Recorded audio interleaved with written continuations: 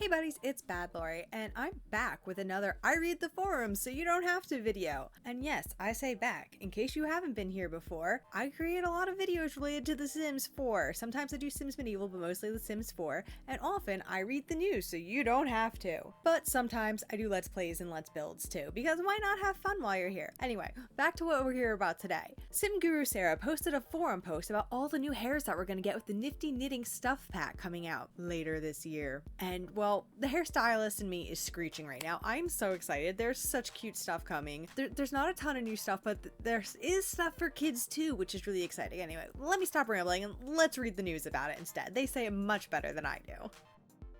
The Sims 4 Nifty Knitting Stuff Pack Hairs. Happy Friday, Simmers! I'm very happy to share with you today the new hairstyles that are coming with Nifty Knitting Stuff.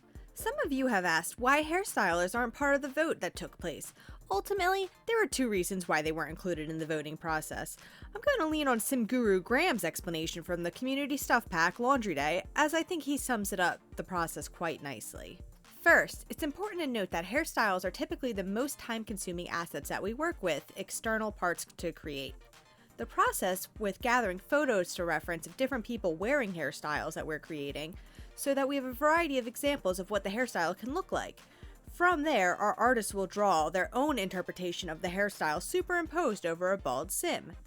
They would create two versions of these drawings, one which is opaque, which demonstrates the final material should look like, and the other which is transparent, so that the modeler has a clear example of the shape and volume of the hairstyle in comparison to the position of the sim's head.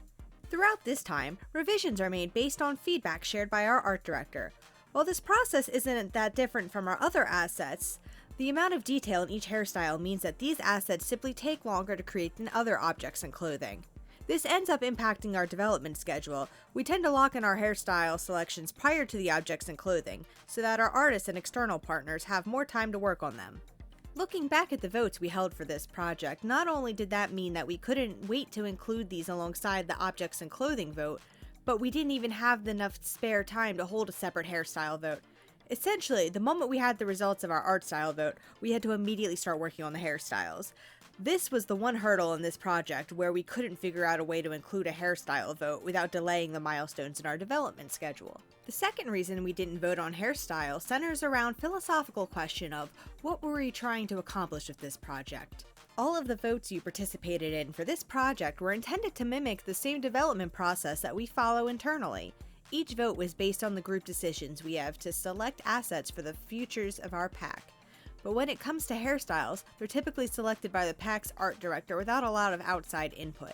Our art directors have collected a treasure trove of reference material of various hairstyles that we could include in the game someday, and with each pack that comes along, they choose a few from this collection that they've amassed.